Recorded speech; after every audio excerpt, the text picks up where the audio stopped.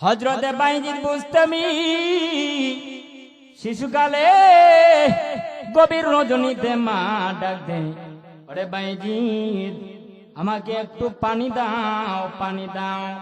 আল্লাহর ওয়ালি বাইজিদ বুস্তামি ঘরের মধ্যে তালাশ করিয়া কলসের মধ্যে তালাশ করে কে দেখে এক ফোঁটাও পানি নাই, পানি নাই। মাকে কোথায় থেকে পানি দিবেন? ছোট্ট শিশু বাইজিদ বুস্তামি এবার উনি ঘাটের মধ্যে চলে যায় পানি আনার জন্য। পানি আনিয়া দেখে মা জননী আমার ঘুমাইয়া গেছে, মা তো ঘুমাই গেছে। ছোট্ট শিশু এবার চিন্তা করে, আমি যদি আমার মাকে এখন ডাক দিই তাহলে তো আমার মায়ের কষ্ট হবে। এই চিন্তা করে সারাটা রাত মায়ের শিয়রের পাশে মাতার কাছে দাঁড়ায় আছে, মায়ের পাশে দাঁড়ায় আছে। গভীর রজনীতে মার যখন ঘুম ভেঙেছে তাকায়া দেখে বাইজিদ বুস্তামি ছোট শিশু মাতার পাশে দাঁড়ায় আছে। এমনিতেই মা নেক দোয়া দিব না বদদোয়া দিবে? বদদোয়া দিব।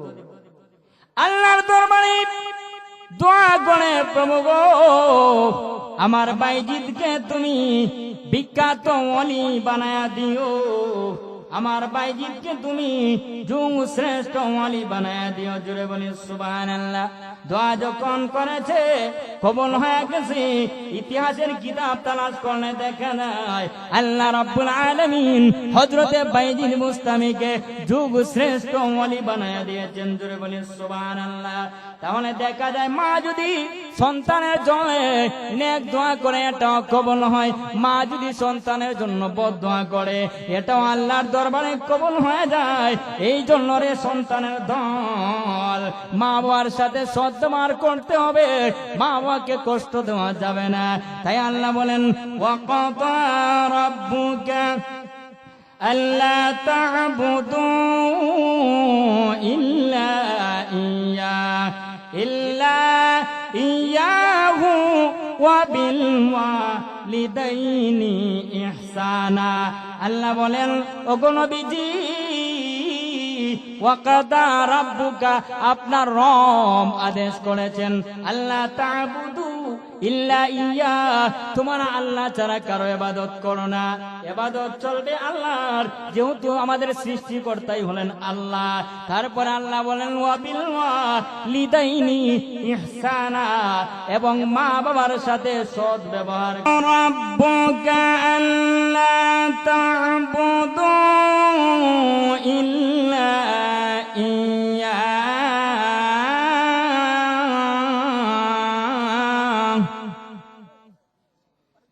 ইল্লা ইয়াহু বিল ওয়ালিদাইনি ইহসানা।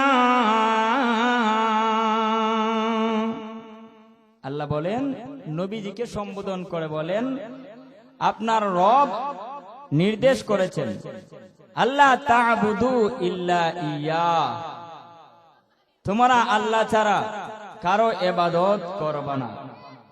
ইবাদত হবে একমাত্র আল্লাহর। জুড়ে বলেন ঠিক কিনা? আল্লাহ ছাড়া কারো ইবাদত করা যাবে? আল্লাহ ছাড়া কারো ইবাদত করা যাবে না, একমাত্র আল্লাহর ইবাদত করতে হবে। তারপরে আল্লাহ বলেন ওয়াবিল ওয়ালিদাইনি ইহসানা। তারপরে আল্লাহ বলেন তোমরা তোমাদের মা বাবার সাথে ইহসান করো, সদাচরণ করো, তাদের সাথে ভালো ব্যবহার করো। জোরে বলেন সুবহানাল্লাহ। মা বাবার সাথে ভালো ব্যবহার করা দরকার আছে না নাই? দরকার নাই? মা বাবার সাথে যদি ভালো ব্যবহার না করি তাহলে আপনি আমার ছেলে মেয়েরাও তো আমার সাথে ভালো ব্যবহার করবে না। এটাই তো নিয়ম। কামা তাদিনু তুদান, যেমন কর্ম তেমন ফল। আমি যদি আমার মা বাবার সাথে ভালো ব্যবহার করি তাহলে আমার ছেলে মেয়েরা যখন বড় হবে আশা করা যায় তারাও আমার সাথে ভালো ব্যবহার করবে। আর আমি যদি আমার মা বাবার সাথে ভালো ব্যবহার না করি তাহলে আমার ছেলে মেয়েরাও বড় হইয়া আমার সাথে ভালো ব্যবহার করবে না। জুড়ে বলেন ঠিক কিনা? এটাই তো নিয়ম। তাই মা বাবার সাথে সৎ ব্যবহার করতে হবে, ভালো ব্যবহার করতে হবে। মা বাবা আমাদের জন্য দুনিয়াতে অনেক কষ্ট করে থাকেন, ঠিক কিনা? অনেক ত্যাগ স্বীকার করছেন, অনেক পরিশ্রম করে থাকেন। মা বাবার অবদান অনেক বেশি। এর মধ্যে মা বাবা উভয়ের মধ্যে মায়ের অবদান বেশি। মায়ের অবদান আরো বেশি। মা আমাদের জন্য আরো বেশি কষ্ট করছেন। কেমন কষ্ট কুরআনুল কারীমের মধ্যে আল্লাহ উল্লেখ করে দিয়েছেন। আল্লাহ বলেন, ওয়াওয়াসাইনাল ইনসানা বিওয়ালিদাইহি ইহসানা হামালাতুহু কুরহান ওয়া ওয়াদাআতুহু কুরহান ওয়া হামলুহু وفصاله 30 شهرا। বাইরে আমার লক্ষ্য করে দেখুন, আল্লাহ রাব্বুল আলামিন বলেন, ওয়াওয়াসাইনাল ইনসানা বিওয়ালিদাইহি ইহসানা। আমি মানুষকে তাদের মা বাবার সাথে সৎ ব্যবহার করার নির্দেশ দিয়েছি। আল্লাহ আমাদেরকে নির্দেশ করেছেন যেন আমরা মা বাবার সাথে সৎ ব্যবহার করি, ভালো ব্যবহার করি। এই কথা বলিয়া মহান আল্লাহ মা সন্তানের জন্য কত কষ্ট করে পরিশ্রম করে, মায়ের অবদানের কথা মহান আল্লাহ এই জায়গার মধ্যে উল্লেখ করে দিয়েছেন। বিশেষ করে তিনটা অবদানের কথা মহান আল্লাহ এই জায়গার মধ্যে উল্লেখ করেন। আল্লাহ বলেন, হামালাতুহু উম্মুহু কুরহান ওয়া ওয়াদাআতুহু কুরহান। আল্লাহ বলেন তার মা তাকে কষ্ট করিয়া গর্ভ ধারণ করেছে, পেটের মধ্যে রেখেছে। আমরা মায়ের পেটে ছিলাম কিনা ছিলাম না? মায়ের পেটে আসলেন না? না বাবার পেটে? মায়ের পেটে যখন আপনি আমি ছিলাম, মায়ের তখন কি কষ্ট হয় নাই? কেমন কষ্ট হয়েছে এটা ওই মহিলাই বুঝবে গো, যেই মহিলার নাকি পেটের মধ্যে সন্তান এসেছে, গর্ভে সন্তান আসছে। আপনি আমি একটু লক্ষ্য করে দেখি, আমাদের হাতের মধ্যে যদি 2 কেজি একটা পাথর থাকে, বেশি সময় কিন্তু পাথরটা আমরা রাখতে পারি না, হাত চিরে যাবে এমন হয়ে যায়, হাতের মধ্যে ব্যথা শুরু হয়ে যায়। জুড়ে বলেন ঠিক কিনা? ঠিক না? হাতের মধ্যে ব্যথা শুরু হয়ে যায়। 2 কেজি একটা পাথর আপনি আমি হাতের মধ্যে রাখলে যদি আমাদের হাতের মধ্যে ব্যথা শুরু হয়ে যায়। আপনি আমি যখন মায়ের পেটের ভিতরে ছিলাম, সন্তানটা যখন 9 মাস 10 মাস হয়ে যায়, তখন 6-7 কেজি 8 কেজি 10 কেজি ওজন হয়ে যায়। এত বাড়ি একটা সন্তান মা জননী কেমন করে গর্ভের মধ্যে রাখলেন, মায়ের মনে হয় কষ্ট হয় নাই? কেমন কষ্ট হয়েছে একটু লক্ষ্য করে দেখুন। মা যখন সন্তানকে পেটের ভিতরে রাখিয়া ঘুমাইতে গেছে, তখন ঠিক মতে ঘুমাইতে পারে নাই, হাঁটা চলাফেরা করতে কষ্ট হয়েছে। গভীর রজনীতে সন্তানকে নিয়ে মা ঘুমায় আসে। হঠাৎ করে দেখা যায় রাত গভীর রজনীতে মা লাফ দিয়া ঘুম থেকে জাগ্রত হয়ে যায়। এমন সময় আপনি আমার বাবা বলেছে, প্রিয়তমা স্ত্রী গো, কেন গো তুমি দাঁড়ায় গেলে, কেন তুমি ঘুম থেকে উঠে গেলে?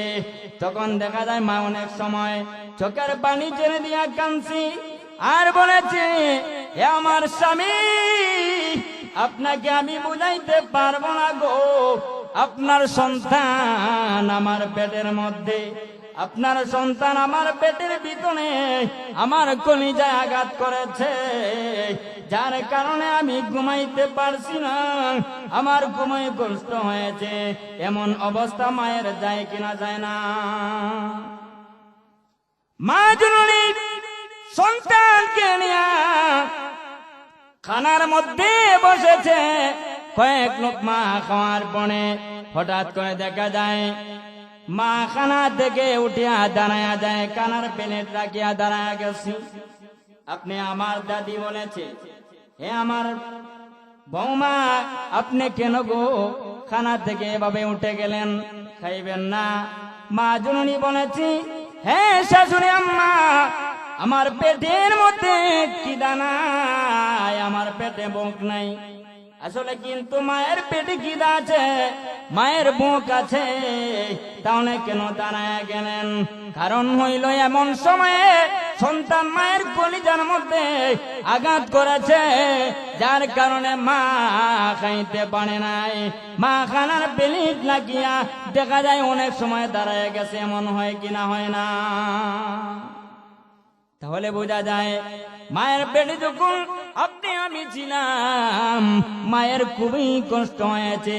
তাই আল্লাহ বলেন, হামালাতুহু উম্মুহু কুরহা, তার মা তাকে কষ্ট করিয়া গর্ভে ধারণ করেছে, পেটের মধ্যে রেখেছে। এটা হইল গর্ভধারণের কষ্ট। পেটের ভিতরে যখন ছিলাম তখন মায়ের কষ্ট। এখানে শেষ নয়, আল্লাহ বলেন তারপরে তার মা কষ্ট করিয়া ভূমিষ্ঠ করেছে। আপনি আমি যখন এই পৃথিবীতে আগমন করেছিলাম, মায়ের তখন কেমন কষ্ট হয়, মায়ের কেমন কষ্ট হয়, এটা ওই মা বুঝে গো, যেই মায়ের নাকি সন্তান দুনিয়াতে আগমন করেছে। ওই মেয়ে বুঝবে না, যেই মেয়ের বিবাহ হয় নাই, যেই মেয়ে বাচ্চা প্রসব করে নাই। আমরা পুরুষ মানুষ বুঝবো না, তবে যারা আমরা বড় আছি, বিবাহ শাদী করেছি, আমরা কিছুটা অনুধাবন করতে পারি আপনি আমার স্ত্রীর কেমন কষ্ট হয়। দেখবেন সন্তান যখন এই পৃথিবীতে আগমন করার সময় হয়ে যায়, মা তখন কেমন অবস্থা হয়ে যায়। মা মনে করে এই পৃথিবীতে মনে হয় আর বাঁচাই হবে না, আর মনে হয় বাঁচতে পারবে না। এই জন্যই দেখবেন মা তখন সকলের কাছ থেকে বিদায় নিতে আরম্ভ করে। মা তখন আপনি আমার বাবার কাছ থেকে বিদায় নেয়, প্রাণের স্বামী গো, আপনার সংসারে 1 বছর 2 বছর ছিলাম, আপনার সন্তান এখন দুনিয়াতে আগমন করবে, আপনার সন্তান দুনিয়াতে আসবে, আমার বড় ভয় লাগে, আমার বড় কষ্ট হইতেছে, আমার মনে হয় আমি আর এই দুনিয়াতে বাঁচতে পারবো না। এইভাবে মা আপনি আমার বাবার কাছ থেকে বিদায় নিছে কিনা নিছে না? মা জননী শাশুড়ির কাছ থেকে বিদায় নেয়। শাশুড়ি আম্মা, আপনার সংসারে আমি 1 বছর 2 বছর ছিলাম, আপনাকে কত কষ্ট দিয়েছি শাশুড়ি গো। আপনার নাতি, আপনার নাতিনি, আপনার নাতি, আপনার নাতনি এই দুনিয়াতে আগমন করবে, আমার বড় ভয় লাগে, আমার বড় কষ্ট হইতেছে। আমার মনে হয় গো, আমি মনে হয় আর বাঁচতেই পারবো না। এইভাবে শাশুড়ির কাছ থেকে বিদায় নেয়। শুধু এখানেই শেষ নয়, লক্ষ্য করে দেখুন মা তখন উনার বান্ধবীদের গায়ে বলে, এরে আমার বান্ধবীরা, তোমাদের সাথে আমি অনেক দিন পর্যন্ত 1 বছর 2 বছর পর্যন্ত তোমাদের সাথে চলাফেরা করেছি। বান্ধবীরা রে, আমার যে এখন বড় ভয় লাগে, আমার সন্তান এই দুনিয়াতে আগমন করবি, আমার বড় ভয় লাগতেছে, আমার বড় ডর লাগতেছে, আমার বড় কষ্ট হইতেছে, আমার মনে হয় আমি আর বাঁচতেই পারবো না। এইভাবে বান্ধবীদের কাছ থেকে বিদায় নিছে কিনা নিছে না? তাহলে বোঝা যায় মায়ের যখন সন্তান দুনিয়াতে আগমন করে, সন্তান ভূমিষ্ঠের সময়ে মায়ের খুবই কষ্ট হয়ে থাকে, ঠিক কিনা বলেন? এখানেই শেষ নয়, তারপরে আপনি আমি যখন দুনিয়াতে আগমন করলাম, এখানেই তো মায়ের কষ্ট শেষ হয়ে যায় নাই। আল্লাহ বলেন, ওয়াওয়াদাতুহু কুরহা ওয়া হামলুহু ওয়া ফিসালুহু 30 শাহরা। আল্লাহ বলেন তার মা গর্ভধারণ করতে এবং দুধ পান করাইতে গিয়া, সন্তানকে দুধ খাওয়াইতে গিয়া 30টা মাস পর্যন্ত কষ্ট করেছে। জোরে বলি সুবহানাল্লাহ। তাহলে কত কষ্ট করছে মা। আপনি আমি মায়ের দুধ পান করছি না, কষ্ট হয়েছে না? মায়ের রক্ত ক্যালসিয়াম খাইয়া মাকে দুর্বল করে দিয়েছি। সন্তান তুমি এখন বড় হয়ে গেছো, তোমার শরীরে শক্তি হয়ে গেছে, এই জন্য মাকে কষ্ট দাও, বাবাকে কষ্ট দাও। সাবধান, মা বাবাকে কষ্ট দেওয়া যাবে না। এখানে তো শুধু শেষ নয়, আরেকটু লক্ষ্য করুন। আপনি আমি যখন ছোট ছিলাম, এমনি বড় হয়ে গেছি, যখন ছোট ছিলাম কেমন কষ্ট দিয়েছি মাকে। গভীর রজনীতে কনকনে শীতের মধ্যে মা সন্তানকে ডান পারছে না গিয়া ঘুমায়া যায়। হঠাৎ করে দেখা যায় সন্তানটা কান্নাকাটি শুরু করে দেয়। যখন কান্নাকাটি শুরু করে দেয়, মা জননী তখন তাকায়া দেখে সন্তান প্রস্রাব পায়খানা করে ডান পার্শ্ব বড়াইয়া দিয়েছে। এমন হয় না? এমন হয়। তখন মা নিজের ঘুমের চিন্তা করলো না। মা সন্তানটা কি ডান পার্শ্ব থেকে টান দিয়া বাম পার্শ্বের মধ্যে নিয়ে যায়। বাম পার্শ্বের মধ্যে আরেকটা কাপড় বিছাইয়া, কেতা বিছাইয়া সন্তানকে শোয়াইয়া দেয়, ঘুম পাড়াইয়া দেয়।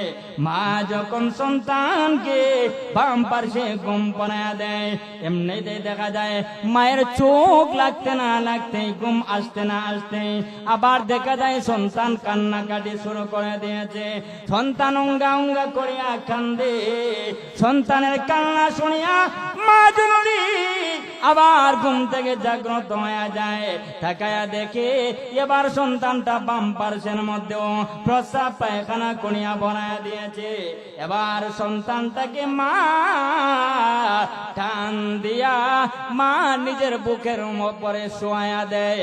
নিজের বুকের উপরে শোয়াইয়া সারা রাত মা সন্তানকে আদর করে। এখানেই শেষ নয়, অনেক সময় দেখা যায় বুকের উপরেও সন্তান প্রস্রাব পায়খানা করিয়া বনায়া দেয়। এবার মা চিন্তা করে আমার সন্তানের, আমার কলিজার টুকরার কষ্ট হবে, এটা আমি বরদাস্ত করতে পারবো না। মা তখন নিজের জায়গা থেকে উঠিয়া যায়। সারা রাত্র বৈশা বৈশা নিজের জায়গার মধ্যে সন্তানটাকে শোয়াইয়া দেয়, ঘুম পাড়াইয়া দেয়। ঘুম পাড়াইয়া মাথার মধ্যে হাত বোলায়, শরীরের মধ্যে হাত বোলায়, আর বলে ওরে আমার সন্তান, ওরে আমার কলিজার সন্তান, ওরে আমার 7 রাজার বোন, তোর কষ্ট হবে, আমি মা সেটা বরদাস্ত করতে পারি না, আমি মা সেই কষ্ট বরদাস্ত করতে পারবো না। এইভাবে মা কষ্ট করছেন কিনা করে নাই? এত কষ্ট করার পরেও তুমি আমি যদি মাকে এখন কষ্ট নেই, এখানেই তো শেষ নয়, এখানে তো মায়ের কষ্টের কথা পাইলাম। মা কষ্ট করেছে, এর মানে বাবা কষ্ট করছেন না? বাবার কষ্ট নাই? বাবার কষ্ট আছে। বাবা অনেক পরিশ্রম করে, অনেক কষ্ট করে উপার্জন করার জন্য, সন্তানকে বালা বুড়া খাওয়ানোর জন্য, সন্তানের ভালো পোশাক দেওয়ার জন্য, সন্তানকে লেখাপড়া করানোর জন্য, সন্তানকে ভালো মানুষ বানানোর জন্য। বাবার পরিশ্রম কম না, তবে মায়ের চাইতে কম। বাবা নিজের মাথার ঘাম পায়ের মধ্যে ফালাইয়া মানুষের বাড়িতে কাজ করিয়া করিয়া টাকা উপার্জন করে একমাত্র সন্তানের সুখের জন্য। জুড়ে বলেন ঠিক কিনা?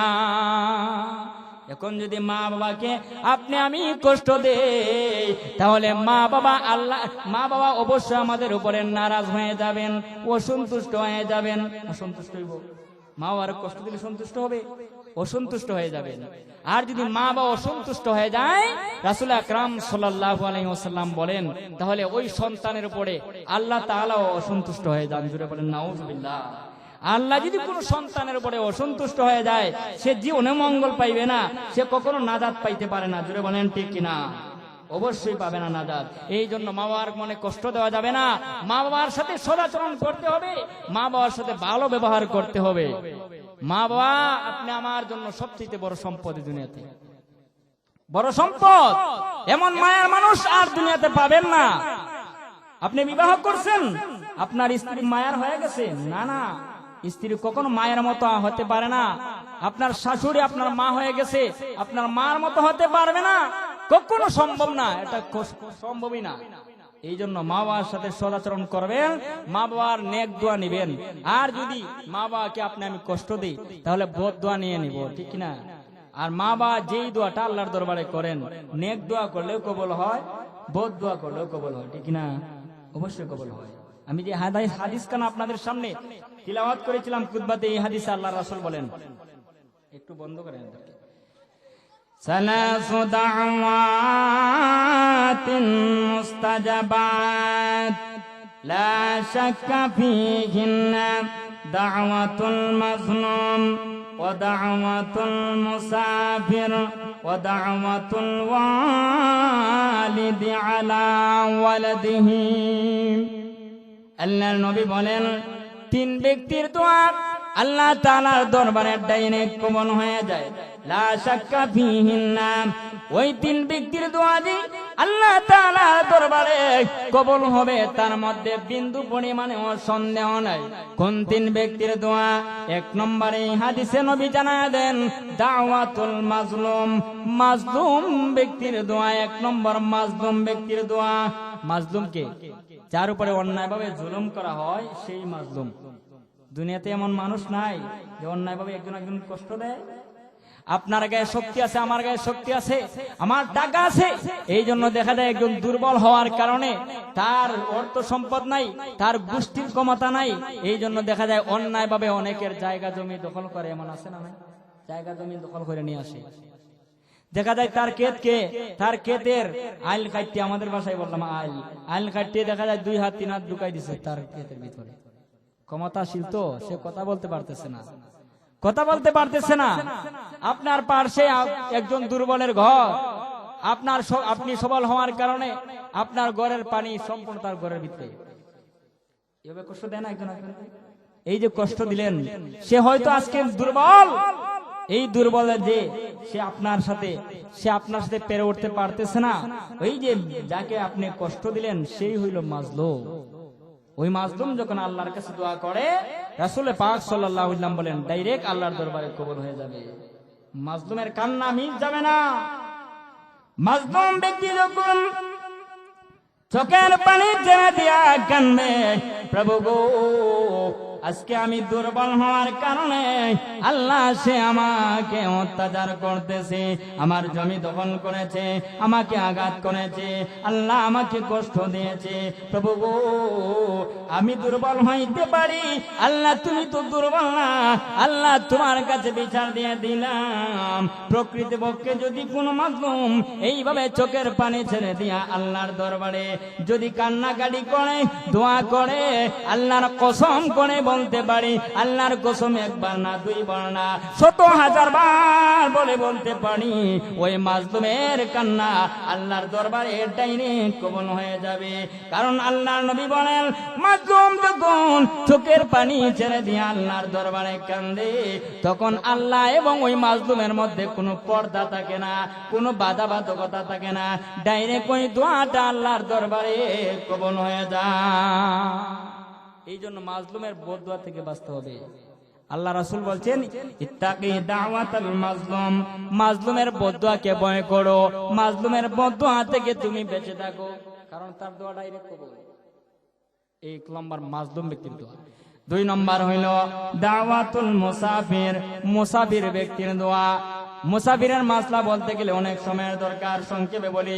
মুসাফির ব্যক্তি যখন আল্লাহর দরবারে দোয়া করে, ওই দোয়াটাও আল্লাহর দরবারে কবুল হয়ে যায়। 3 নম্বরে যদি সন্তানের জন্য বাবা দোয়া করে, মা দোয়া করে, ওই দোয়াটাও আল্লাহর দরবারে কবুল হয়ে যায়। এই জন্য মা বাবার নেক দোয়া নিতে চাইলে মা বাবার সাথে সদ্ব্যবহার করতে হবে। মা বাবার বদদোয়া নিতে চাইলে মা বাবার সাথে অসৎ আচরণ করা যাবে। এখন মা বাবার নেক দোয়া চাই না বদদোয়া? নেক দোয়া চাই না আমরা? নেক দোয়া করলে পরে কবুল হয়, বদদোয়া করলেও কবুল হয়। আমি আপনাদেরকে 2টা ঘটনা শোনায় দেই, দেখেন কিভাবে কবুল হয়। আগে বদদোয়াটা কেমনে কবুল হয় দেখেন। হযরতে জুরাইজ রাহমাতুল্লাহ আলাইহি একজন বনি ইসরাইলের একজন আবেদ ছিল, ইবাদতকারী ছিল, ওনার নাম ছিল হযরত জুরাইদ রাহমাতুল্লাহি আলাইহি। কোনো কিচ্ছা না, হযরত জুরাইদ রাহমাতুল্লাহি আলাইহি খানকা বানাইয়া ওই খানকার মধ্যে আল্লাহর ইবাদত বন্দি করেন। আল্লাহর ইবাদত করে হঠাৎ করে একদিন ওনার মা গিয়া খানকায় হাজির হইয়া ডাক দেয়, জুনায়েদ রে। হযরতে জুনায়েদ রাহমাতুল্লাহি আলাইহি তখন নামাজের মধ্যে ছিলেন। আপনারা ভালো করে বুঝে তারপরে উত্তর দিবেন। নামাজে থাকলে পড়ে কি কথা বলা যায়নি? কথা বলা যাইব? নামাজে থাকলে কথা বলা যায় না, কিন্তু আমাদের সমাজে এমনও মানুষ আছে নামাজে থাকলেও কথা কয়, নামাজে থাকলেও কথা বলে। অনেক সময় বড় বড় আলিমের মুখে শুনছি, 3 ব্যক্তি নদীর পাড়ে, সাগরের পাড়ে নামাজের মধ্যে দাঁড়াইছে। একজন মুসল্লি, একজন ইমাম সাহেব, 2 জন মুসল্লি সাহেব পিছনে। যখন নামাজ আরম্ভ হয়েছে, সাগরের মধ্যে, নদীর মধ্যে মাছ থাকে না, বড় মাছে যখন নাড়া মারছে, তখন পিছন থেকে এক মুসল্লি কয়, দেখছো তুমি কত বড় মাছ? আরেকজন যে মুসল্লি আছি উনি কয়, নামাজের মধ্যে কথা বলা ঠিক না, নামাজ ভাঙি যাবে। ইমাম সাহেব কয়, তোমরা কথা কইছো? আমি কথা কইছি না, আমি কথা বলি নাই। কথা বলছে না উনি। 3 জনের নামাজ আছে না গেছে? 3 জনের নামাজ শেষ। এমন মুসল্লিও সমাজে আছে যারা নামাজে কেউ কথা বলে। এই কয়েক বছর আগের ঘটনা, আমার এলাকার ঘটনা। ঈদগার মাঠে নামাজের মধ্যে গেছি নামাজ পড়ার জন্য। ছোট ছোট বাচ্চারা কথা বলে না, ছোট ছোট বাচ্চারা পিছনে কথা বলতেছে। আরেকজনে নামাজ কয়েক নামাজটা বই রইল, এবার বুঝ ভাই নামাজ তাই কই, তার নামাজ আছে, নামাজ হবে না। হযরতে জুনায়েদ রাহমাতুল্লাহি আলাইহির মা যখন ডাক দিয়েছে, জুনায়েদ, আল্লাহর ওয়ালি জুনায়েদ রাহমাতুল্লাহি আলাইহি তখন নামাজের মধ্যে, উনি নামাজে তাকিয়ে চিন্তা করে, হে প্রভু, একদিকে আমার নামাজ, অন্যদিকে আমার মায়ের ডাক, আমার মা ডাকতেছে, এখন আমি কি করব? হযরতে জুনায়েদ রাহমাতুল্লাহি আলাইহি মায়ের ডাকে জবাব না দিয়া উনি নামাজের মধ্যে দাঁড়ায় আছেন, নামাজে পড়তেছেন। ওনার মা চলে গেছে। দ্বিতীয় দিন আরেকদিন আসিয়া ডাক দেয়, জুনায়েদ রে। হযরতে জুনায়েদ রাহমাতুল্লাহি আলাইহি ওই দিনও নামাজের মধ্যে উনি চিন্তা করে, হে প্রভু, একদিকে আমার নামাজ, অন্যদিকে আমার মায়ের ডাক, আমি এখন কি করব? হযরতে জুনায়েদ রাহমাতুল্লাহি আলাইহি নামাজের মধ্যে আছেন, মায়ের ডাকে জবাব দিলেন না। এইভাবে 2 দিন নেওয়ার পরে তৃতীয় দিন আরেকদিন আসিয়া ওনার মা ওনাকে ডাক দেয়, ওরে জুনায়েদ। ওই দিন উনি নামাজের মধ্যে কয়দিন ডাক দিছেন? 3 দিন ডাক দিছেন।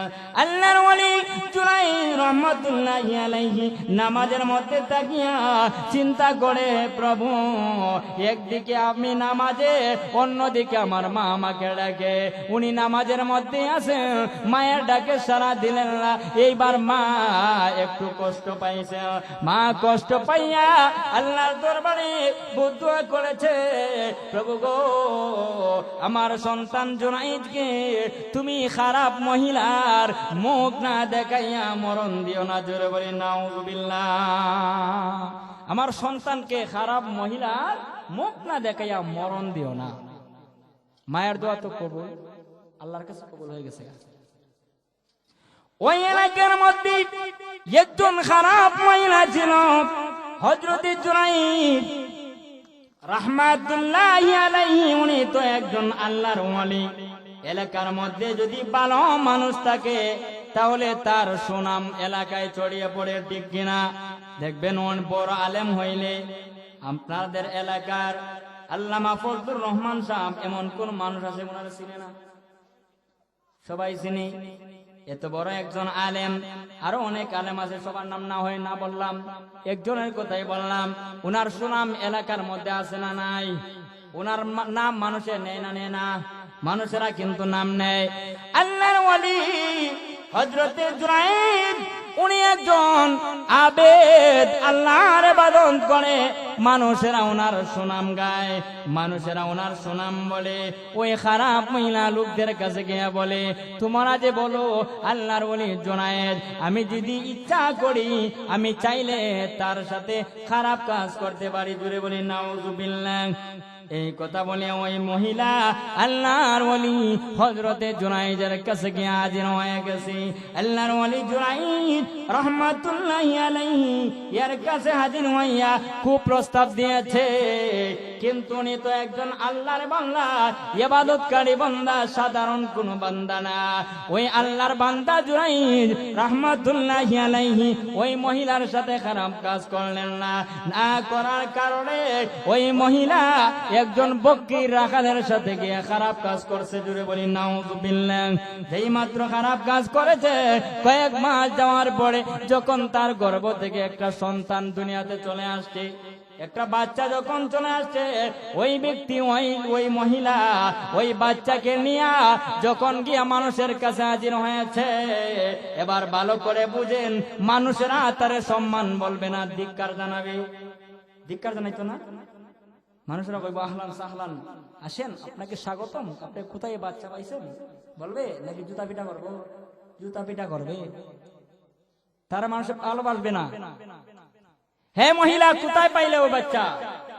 তোমরা যে বলো ওই জুনাইদ রাহমাতুল্লাহ আলাইহি আল্লাহর ওলি, ওই আল্লাহর ওলির সন্তান এটা। নাউজুবিল্লাহ। সন্তান কি আল্লাহর ওলি না রাখালে? এমনিতেই লোকেরা আল্লাহর ওলি জুনাইদ রাহমাতুল্লাহি আলাইহির খানকায় গিয়ে হাজির হয়ে গেছে। কে বলে, ওরে জুনাইদ, নিজেকে দাবি করো আল্লাহর ওলি, তুমি তো ভালো মানুষ দেখা যায়, উপর দিয়া ফিটফাট, ভিতর দিয়া সদরঘাট, এমন কাম কেমনে করলে রে? এই কথা বলিয়া ওনারে মারতে আরম্ভ করেছে। আল্লাহর ওলি জুনাইদ রাহমাতুল্লাহি আলাইহির খানকা ভেঙে ফেলেছে। খানকা ভাঙ্গিয়া ওনাকে মারধর করতে আরম্ভ করেছে। আল্লাহর ওলি জুনাইদ রাহমাতুল্লাহি আলাইহি তখন জিজ্ঞাসা করে, কি ব্যাপার? মানে হইল তোমার আমার সাথে এমন আচরণ করতেছো কেন? উনি তো জানেন না কেন এমন করতেছো। এমনিতেই লোকেরা বলে, এই যে মহিলার সন্তান, ওই বাচ্চাটা হইল তোমার সন্তান। জুড়ে কও নাউজুবিল্লাহ। এটা তোমার বাচ্চা। আল্লাহর ওলি জুনাইদ রাহমাতুল্লাহি আলাইহি বলেন, যেই মহিলা বলছে ওই বাচ্চা আমার, ওই বাচ্চাটাকে আমার কাছে এনে হাজির করো, ওই বাচ্চাটাকে আমার কাছে এনে হাজির করেন। ওই বাচ্চাটাকে আনা হইল। আল্লাহর ওলি নফল ইবাদত করিয়া শাহাদত আঙ্গুলটা বের করেছেন। শাহাদত আঙ্গুল বের করে বিসমিল্লাহ বলিয়া যেই মাত্র এই বাচ্চার পেটের মধ্যে কুচা মেরে দিয়েছেন, আমাদের ভাষায় গুতা। যেই মাত্র গুতা মাইরা বলতেছে, আরে বাচ্চা বল তোর বাবাকে।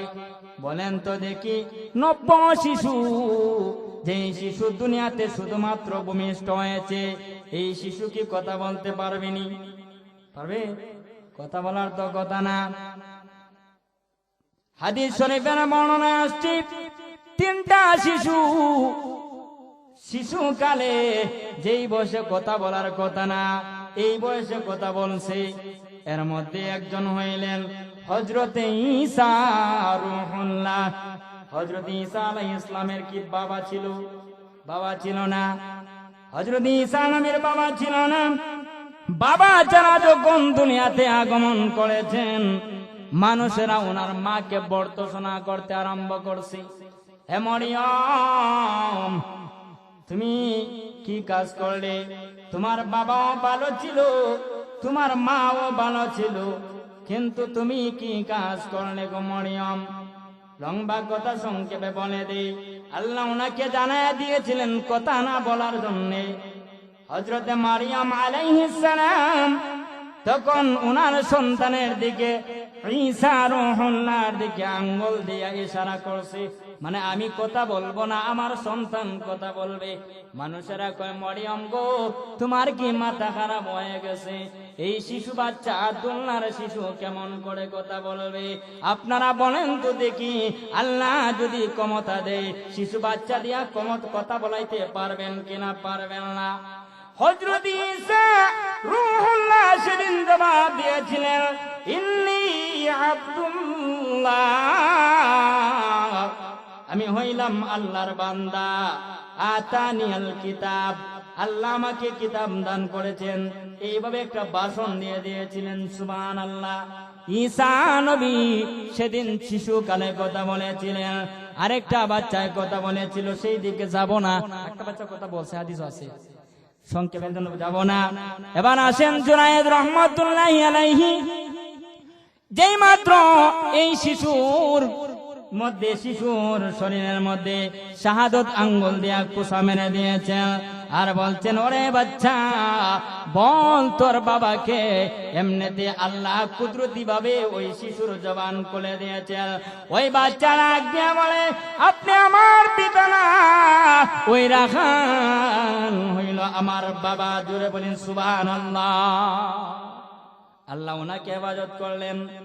তাহলে দেখেন, একটু পরে বলতেছি, জুনায়েদ রহমাতুল্লাহি আলাইহি, এবার উনি যখন শিশু বাচ্চাকে কুসা দেওয়ার পরে শিশু বাচ্চা বলে ফেলেছে উনি জুনায়েদের সন্তান না, রাখালের সন্তান। এবার লোকেরা পড়ছে বড় বিপদে। হাই রে, কাজ করলাম এত বড় একজন আল্লাহর ওলি, ওনার গায়ে হাত তুলছি, ওনার খানকা ভাঙলাম। লোকেরা পাদনে মাফ চায়, ও আল্লাহর ওলি জুনায়েদ, আমাদেরকে মাফ করে দেন, আমরা বুঝতে পারি নাই। আপনি যদি চান গো, আপনার খানকাটাকে আমরা স্বর্ণ দ্বারা নির্মাণ করে দিব। স্বর্ণ দেওয়া না দিলেন? আল্লাহর ওলি তো আল্লাহর ওলি, দুনিয়ার কোন সম্পদের প্রতি আল্লাহর ওলিদের লোভ থাকে না। আল্লাহর ওলিরা দুনিয়ার সম্পদকে লাথি মারে। জুড়ে বলেন ঠিক কিনা? পা দিয়া লাথি দেয়, আর সম্পদ আল্লাহর ওলিদের পিছনে পিছনে দৌড়ায়। আল্লাহর ওলিদের অভ্যাস এমনই। আল্লাহর ওলি জুনায়েদ বলেন, না না, আমাকে স্বর্ণ দিয়া খানকা বানায় দেওয়ার প্রয়োজন নেই। আমার যে মাটির ঘর ছিল, কুড়ে ঘর ছিল, এমন একটা বানায়া দাও। সুবহানাল্লাহ। তাহলে এবার দেখেন, হযরত জুনায়েদ রহমাতুল্লাহি আলাইহির মা উনার জন্য বদদোয়া করার কারণে দোয়া কবুল হয়েছে কিনা? হয়েছে না? দোয়া কিন্তু কবুল হয়ে গেছে। এই জন্য মায়ের বদদোয়া থেকে বাঁচতে হইলে মার সাথে সদাচরণ করতে হবে, ভালো ব্যবহার করতে হবে। তাহলেই কিন্তু মা আপনি আমার জন্য নেক দোয়া দিবেন, ঠিক কিনা?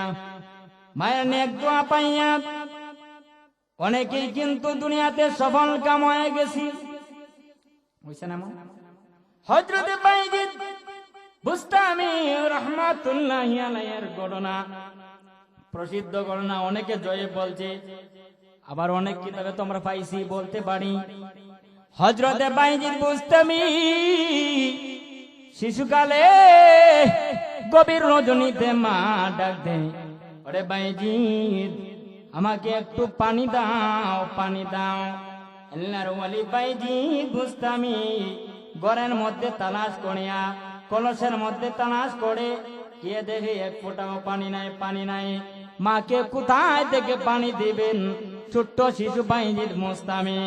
এবার উনি ঘাটের মধ্যে চলে যায় পানি আনার জন্য। পানি আনিয়া দেখে মা জননী আমার ঘুমাইয়া গেছে। মা তো ঘুমাই গেছে। ছোট্ট শিশু এবার চিন্তা করে, আমি যদি আমার মাকে এখন ডাক দিই তাহলে তো আমার মায়ের কষ্ট হবে। এই চিন্তা করে সারাটা রাত মায়ের শিয়রের পাশে মাতার কাছে দাঁড়ায় আছে, মায়ের পাশে দাঁড়ায় আছে। গভীর রজনীতে মার যখন ঘুম ভেঙেছে, তাকায়া দেখে বাইজিদ বুস্তামি ছোট শিশু মাতার পাশে দাঁড়ায় আছে। এমনিতেই মা নেক দোয়া দিব না বদদোয়া দিবে? বদদোয়া দিব। আল্লাহর দরবারে দোয়া করে, প্রভু গো আমার বাইজিদকে তুমি বিখ্যাত ওলি বানায়া দিও, আমার বাইজিদকে তুমি যুগ শ্রেষ্ঠ ওলি বানায়া দিও। জোরে বলি সুবহানাল্লাহ। দোয়া যখন করেছে কবুল হয়ে গেছে। ইতিহাসের কিতাব তালাশ করলে দেখা যায় আল্লাহ রাব্বুল আলামিন হযরতে বাইজিদ মুস্তামিকে যুগ শ্রেষ্ঠ ওলি বানায়া দিয়েছেন। জোরে বলি সুবহানাল্লাহ। তাহলে দেখা যায় মা যদি সন্তানের জন্য নেক দোয়া করে এটাও কবুল হয়, মা যদি সন্তানের জন্য বদ দোয়া করে এটাও আল্লাহর দরবারে কবুল হয়ে যায়। এই জন্য রে সন্তানের দল মা বাবার সাথে সদ্ব্যবহার করতে হবে, মা বাবাকে কষ্ট দেওয়া যাবে না। তাই আল্লাহ বলেন ওয়াকাতা রাব্বুকা আল্লা তা'বুদু ইল্লা ইয়াহু ওয়া বিল ওয়ালিদাইনি ইহসানা। আল্লাহ বলেন ওগো নবীজি ওয়াকাদা রাব্বুকা আপনার রব আদেশ করেছেন আল্লাহ তা'বুদু ইল্লা ইয়া তোমরা আল্লাহ ছাড়া কারো ইবাদত করো না। ইবাদত চলবে আল্লাহর, যেহেতু আমাদের সৃষ্টিকর্তাই হলেন আল্লাহ। তারপরে আল্লাহ বলেন ওয়া বিল ওয়ালিদাইনি ইহসানা এবং মা বাবার সাথে সৎ ব্যবহার করো। মা বাবার সাথে সৎ ব্যবহার করার নির্দেশ দিয়েছেন স্বয়ং আল্লাহ। জোরে বলেন ঠিক কিনা? এই জন্য মা বাবার সাথে সৎ ব্যবহার করতে হবে। মা বাবার সাথে সৎ ব্যবহার করলে আগে বলছিলাম আপনি আমার ছেলে মেয়েরাও আমাদের সাথে সৎ ব্যবহার করবেন। আর দুনিয়াতে এমনও পাপিষ্ঠ সন্তান পাওয়া যায় যারা নাকি মা বাবার গায়ে হাত তোলে, মা বাবাকে কষ্ট দেয়, কথার মাধ্যমে কষ্ট দেয়, মা বাবাকে আঘাত করে। এমনও পাপিষ্ঠ আছে যাদের ধন সম্পদের অভাব নাই, লক্ষ কোটি টাকার মালিক, এত টাকার মালিক হওয়ার পরেও দেখা যায় মায়ের সেবা করতে পারে না, মাকে নিয়ে বৃদ্ধাশ্রমে দিয়ে আসে না? এমন আসে না? এমন নাই? দেখেন তো আপনার পত্রিকার মধ্যে আসে। এই যে এখন তো ইন্টারনেটের যুগ, ইন্টারনেট তো ভাইরাল হইতেছে এমন খবর। মা বাবাকে পালতে পারে না। ওরে পাপিষ্ঠ, তোমার কি একটু চিন্তা হয় না? তুমি তোমার মাকে পালতে পারো না, তোমার বাবাকে তুমি পালতে পারো না, তোমার জন্য তারা বোঝা হয়ে গেছে। তুমি যখন ছোট ছিলে তুমি তোমার মাকে কত কষ্ট দিয়েছো, তোমার বাবাকে কত কষ্ট দিয়েছো। সেদিন তো তোমার মা তোমাকে দূরে নিক্ষেপ করে ফেলে নাই, সাগরে নিক্ষেপ করে ফেলে নাই, আগুনে ফেলে দেয় নাই। না হলে পারতো না? মা বাবা পারতো তো, মা বাবা ইচ্ছে করলে মেরে ফেলতো, সেটা তো করে নাই। এখন আপনি আমি কেমন করে মা বাবাকে কষ্ট দিব? আল্লাহ সুবহানাহু ওয়া তাআলা আমাদের সকলকে বুঝদান করুন, আমরা যেন মা বাবার খেদমত করে দুনিয়াতে আল্লাহ সন্তুষ্টি অর্জন করে তারপরে মৃত্যুবরণ করে জান্নাতের মেহমান হতে পারি। সেই তৌফিক আল্লাহ আমাদেরকে দান করুন। সবাই বলুন আমিন।